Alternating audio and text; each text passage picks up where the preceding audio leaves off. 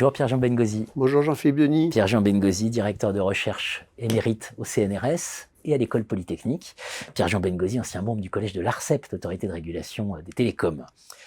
Pierre-Jean Bengozi, j'entendais récemment une interview de Noam Chomsky qui disait « L'intelligence artificielle, on a inventé la super machine à plagiat, voilà, parce que finalement, ça respecte rien et surtout pas le droit d'auteur. » Et c'est très intéressant de se poser cette question de l'avenir du droit d'auteur aujourd'hui.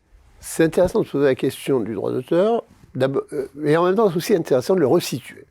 Le droit d'auteur, ça existe depuis très longtemps. Les premières traces, c'est Venise au XVe siècle, ça a été ensuite un peu plus tard sur la création au XVIIIe siècle avec Beaumarchais, donc on a cette histoire qui est classique.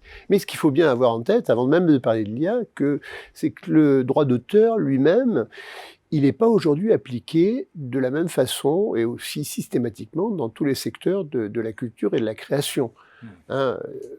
J'y reviendrai.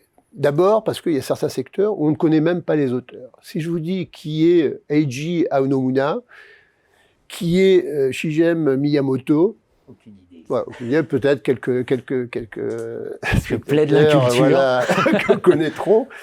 Bah les deux sont les producteurs et les créateurs, d'une certaine manière, des plus grands succès en matière culturelle ces dernières années. Le premier, c'est The Legend of Zelda, jeu vidéo universellement diffusé, etc. Le second, c'est encore pire, c'est le créateur-producteur de Mario. Donc voilà. Donc ce qui est intéressant de voir, c'est que sur des œuvres qui sont unanimement connues, on a en même temps des créateurs qui ont disparu d'une certaine manière. Et le jeu vidéo, de fait, n'a jamais mis en avant ces créateurs, sauf pour le petit cercle des grands spécialistes, etc. Et puis mais on est passé. Alors la disparition, elle s'est faite dans plusieurs temps. Enfin, la dissolution, la notion.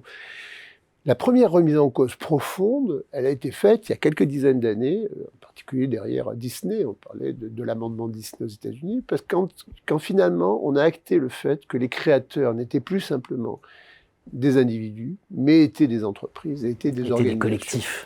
Ouais. Et que la durée du droit d'auteur, qui était finalement calée peu ou prou sur la durée de vie des créateurs, des artistes et éventuellement de leurs enfants, elle n'avait plus de sens, parce que Disney Company, elle ne va pas s'arrêter à la mort de Walt Disney, elle va continuer, elle va trouver normal de continuer à vivre de Mickey, de Pluto, de Dingo, de tous les personnages du monde merveilleux de Disney, comme dit la publicité. Et donc, il y a eu tendance à rallonger, à demander à rallonger ses droits, etc. Donc il y a eu une première remise en cause qui a été là-dessus. La deuxième remise en cause, qui a été, pour moi, liée à l'élargissement du secteur des industries créatives.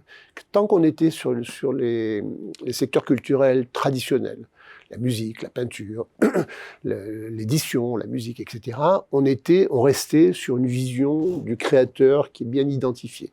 À partir du moment où on fait rentrer dans les industries créatives et dans la créativité, dans des secteurs un peu frontières. Je parlais du vidéo, mais pensons à la gastronomie, par exemple. Dans la gastronomie, il n'y a pas forcément de reconnaissance de la créativité d'un cuisinier. Bien sûr.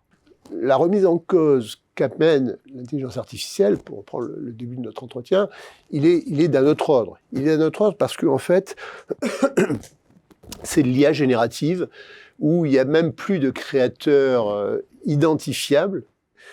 Et ça pose la question de quelles sont finalement les sources dans la génération de l'IA. Est-ce que c'est véritablement du plagiat ou est-ce que c'est du remix, pour reprendre le terme de Lessig, de contenu existant qu'on va remoduler? Mais c'est ce que faisaient tous les artistes, d'une certaine manière. On va s'inspirer de Jeff Koons, quand il crée ses statues, il s'inspire d'une forme de culture pop, de ce qu'il a vu dans la BD, de ce qu'il a vu dans les dessins animés, etc., pour les retraduire.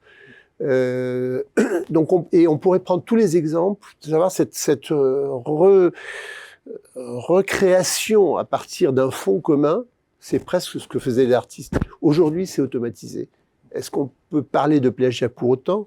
Et en même temps, comment pour autant protéger et définir de nouvelles façons de protéger les créateurs pour que cette revalorisation de ce fonds commun ne se fasse pas à leur détriment, de la même manière que quand on reprenait les musiques de Mozart, comment assurer que Mozart puisse vivre, ou les futurs Mozart puissent vivre, continuer à vivre de leur œuvre sans être obligés de vendre les livrets à l'entrée des spectacles. Merci Pierre-Jean Bengozi. Merci à vous.